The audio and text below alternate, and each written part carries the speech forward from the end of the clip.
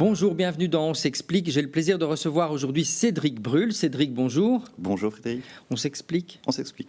Cédric, vous êtes le directeur des clusters wallons H2O et Tweed. Avant que le téléspectateur ne zappe, cher Cédric, c'est quoi un cluster ? Un cluster, c'est un groupement d'acteurs dans un secteur, dans un écosystème qui vont travailler ensemble.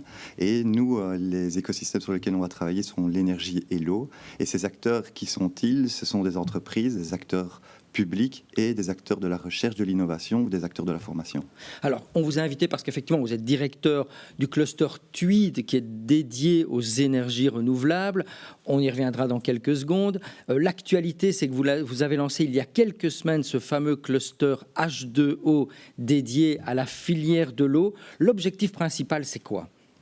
Comme ce qu'on a fait finalement dans le secteur de l'énergie, c'est de regrouper ces acteurs sur certains sujets communs. On va les faire travailler ensemble sur de l'innovation, sur de l'internationalisation, sur le fait de trouver des opportunités de marché, sur des projets d'investissement.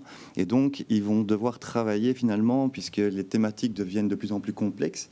Et donc, on va faire travailler des acteurs aussi bien entreprises entre elles, des entreprises avec des centres de recherche, des entreprises avec des centres de formation. Et on va faire travailler tous ces acteurs-là sur des lignes communes que sont, par exemple, la digitalisation dans le secteur de l'eau, des nouveaux mécanismes de financement, des nouvelles technologies dans le traitement de l'eau. Donc il y a toute une série de sujets qui doivent être appréhendés et nous on va être un peu un catalyseur, facilitateur dans ces secteurs-là. Pour être très concret, pour que le téléspectateur comprenne, dans ce cluster H2O, on retrouve plus ou moins 200 acteurs privés, publics. Qui, très concrètement, qui est là dans les acteurs publics, dans les acteurs privés, quelles entreprises ? Alors actuellement, donc dans le cluster, on va retrouver des acteurs que sont les opérateurs publics qui vont aller produire, distribuer, traiter l'eau. D'accord. Donc c'est des entreprises de grande taille essentiellement. On va retrouver des entreprises, donc c'est la SWDE, la SPGE pour donner des noms connus. On va travailler avec des entreprises qui vont aller par exemple traiter l'eau parce que c'est une forte expertise en Wallonie. On retrouve des Eloy, des Balto, des Excelio, des B6, voilà, par exemple, notamment sur l'exportation. D'accord. On va retrouver des entreprises qui vont aller offrir des solutions de digitalisation, par exemple pour diminuer les pertes dans les réseaux. Donc, par exemple un hydroscan, ou alors des bureaux d'ingénieurs, par exemple un Grèche aussi bien connu. Et donc tous ces acteurs vont aller donner finalement une expertise dans ces secteurs-là. D'accord. L'idée, si je vous comprends bien, c'est que ces acteurs, finalement, ils ne se connaissent peut-être pas très bien entre eux. Et ce cluster, c'est à la fois un lieu de rencontre pour apprendre à mieux se connaître et aussi développer des projets ? C'est ça. En fait, premièrement, c'est un lieu de rencontre. Mais c'est un lieu de rencontre spécialisé dans une thématique. Et donc, on ne va pas simplement se rencontrer pour échanger des cartes de visite, mais on va essayer d'avoir des objectifs communs à atteindre. Donc, par exemple, ça peut être essayer d'atteindre un pays, par exemple, en se disant que tel pays est favorable pour le moment pour tel type de technologie. On peut y aller à plusieurs, puisqu'il y a des thématiques de plus en plus complexes. Je prends l'exemple d'une électrification et pompage d'eau dans un village en Afrique. Vous avez besoin de 7 ou 8 entreprises différentes pour pouvoir amener ces... D'accord. Mais d'abord, ils doivent se connaître, avoir confiance. Peut-être avoir travaillé en Belgique. Exactement. Et puis après, pouvoir cette étape-là. Justement, vous l'avez lancé il y a quelques semaines. Quel est le premier bilan ? Est-ce que ça a débouché sur des projets très concrets ? Lesquels, par exemple ? Alors, ça a commencé il y a quelques semaines. Oui. Donc déjà, on sent un enthousiasme. Il y a beaucoup d'acteurs qui finalement sont rentrés rapidement dans cette nouvelle initiative. Et en fait, de manière concrète, on a pu structurer pour la région. La région avait demandé à l'ensemble des sous-filières industrielles de se positionner en disant quelle est, dans les 6-7 années à venir, dans le fameux plan de relance, quelles sont les filières importantes pour la Wallonie. Ce qu'on a réussi à faire, c'est structurer une initiative d'innovation, comme on appelle ça en Wallonie, sur le secteur de l'eau. Et on a déjà réuni une trentaine d'acteurs autour de sujets clés du secteur de l'eau. On a été validé par la région et donc on va être soutenu dans les 6 ou 7 prochaines années sur des projets d'innovation. Donc ça, c'est concret pour les entreprises qui font partie de cette initiative-là. Elles vont pouvoir être financées dans les prochains appels à projets d'innovation de la région Wallonie. Et vous l'avez dit, cette mise en relation permet aussi aux entreprises, dans un second temps, de mettre en valeur ce savoir-faire à l'étranger. Donc je suppose que vous travaillez main dans la main avec la WEX pour faire connaître cette filière et développer aussi des projets concrets là-bas.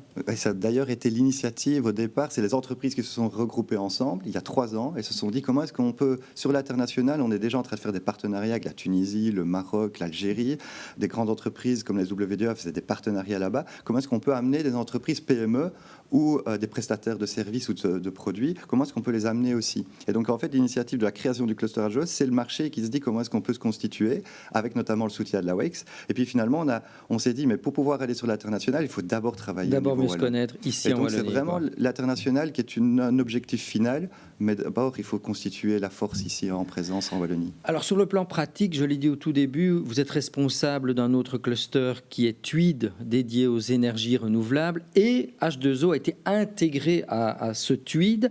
Pour quelles raisons en fait? Pour des raisons pratiques Oui, le secteur en fait ne voulait pas constituer une nouvelle équipe et perdre finalement 2-3 ans pour pouvoir apprendre en fait qu'est-ce que c'est un cluster, comment est-ce qu'on anime, avoir des outils, etc.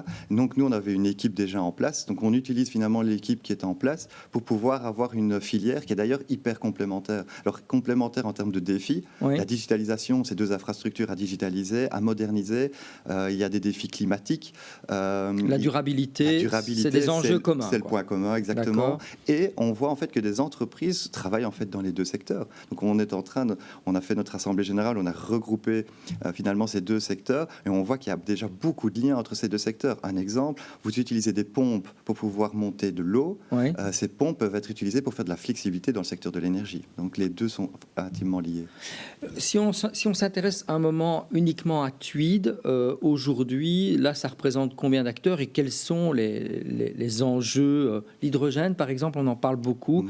Ça occupe principalement vos journées chez TWID? C'est vrai que pour le moment, donc on a rédigé la roadmap de l'hydrogène en Wallonie il y a 5 ans, donc avant que l'hydrogène soit vraiment dans les décisions politiques. Et donc on a une avance, parce qu'on a pu financer des projets justement d'innovation, et ce qui a permis de créer des acteurs quand même assez...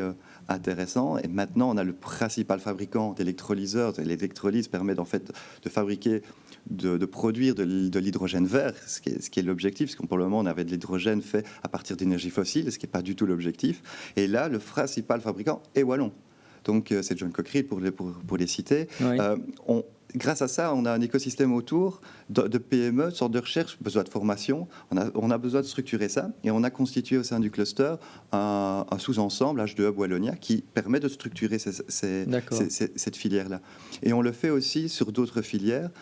Un exemple de filière qui fonctionne très bien avec des grands joueurs, c'est tout ce qui est la smartisation. La smartisation, c'est en fait utiliser l'énergie renouvelable au bon moment. D'accord.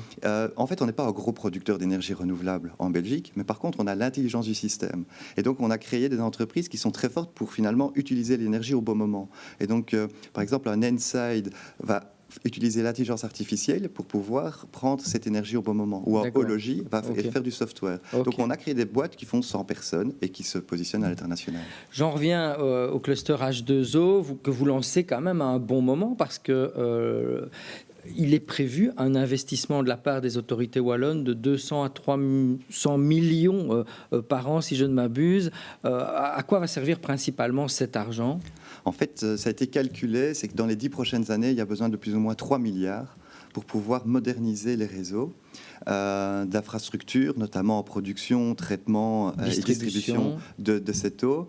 Et donc, ça va nécessiter d'énormes investissements, besoin de beaucoup de personnel. Donc, il y a un défi qui est énorme, qui va créer aussi des opportunités pour des entreprises, puisque finalement, le secteur va sous-traiter une partie de ces défis-là. Et donc, on tombe au bon moment parce que ça va nécessiter un travail collaboratif de ces entreprises-là. Et aussi, on ne peut pas faire la même chose que ce qui a été fait par le passé. Donc, on doit mettre des nouvelles technologies, d'optimisation, des nouveaux systèmes de traitement plus efficaces, moins de CO2 émis. Enfin, il y a plein de défis qu'on va devoir apporter. Et justement, ces défis, ça va obliger l'engagement d'un bon millier de personnes, hein, si je suis bien informé, dans les années qui viennent, dans cette filière de l'eau. Quel profil vous allez rechercher précisément ? C'est souvent, comme dans les filières recherchées, c'est des filières techniques. Ça peut être quand même des ouvriers et besoin d'essentiellement de profils techniques, mais aussi des ingénieurs. Des informaticiens. Informaticiens. En fait, on se retrouve quand même souvent sur les mêmes pénuries, puisque donc finalement, ayant la vision sur les deux secteurs énergie et eau, en fait, c'est plus ou moins les mêmes profils qui ont besoin, et les deux secteurs sont en pénurie. Si vous demandez pour le moment aux acteurs, est-ce qu'ils sont capables de faire les travaux nécessaires dans les années à venir, le principal blocage, c'est le personnel formé. Donc ça, il y a un défi énorme, mais qui est la même chose sur les principales filières que la Wallonie essaye de promouvoir. Dernière question, Cédric Bruhl. On a l'impression, d'un point de vue plus macroéconomique, que cette filière de l'eau, les voies navigables, sont un peu sous-exploitées en Wallonie, alors qu'on parle de l'engorgement des routes, de l'augmentation des coûts de l'énergie, du diesel. Comment se fait-il que ce réseau wallon des voies navigables n'est pas davantage exploité pour le transport des matières, des marchandises, et si c'est le cas, si c'est examiné, qu'est-ce que vous faites concrètement pour le développer ? C'est une vraie thématique importante pour la Wallonie. Je ne sais pas si elle est sous-exploitée, mais en tout cas c'est une opportunité pour la Wallonie d'avoir finalement un shift entre le transport routier et le transport par bateau, ce qui a un effet en fait sur le CO2 vraiment important. Donc on parle de 70-80% de CO2 en moins quand on utilise un bateau. Et donc il y a par exemple sur le port autonome de Liège cette volonté de groupes comme Novandi de pouvoir faire ce shift multimodal, et en fait on les a soutenus pour faire finalement le lien entre l'eau et l'énergie. Ce que j'aime assez faire, c'est on les a soutenus pour mettre en place, et ils ont gagné un appel à projet de l'année passée de la région pour pouvoir mettre une station de recharge d'hydrogène pour bateaux. Et donc finalement on va boucle est bouclée. Exactement, on va faire un circuit où au lieu d'utiliser des camions diesel, on va utiliser des bateaux à hydrogène. Et donc c'est clair que s'il y a des opportunités à ce niveau-là pour diminuer finalement la part CO2 de transport et de produits transportés. Eh bien, c'est sur ce message plein d'espoir que nous allons prendre congé de vous, Cédric Bruhl, directeur des clusters wallons Tweed et H2O. Merci, et je vous retrouve la semaine prochaine avec un nouvel invité dans On s'explique. Au revoir.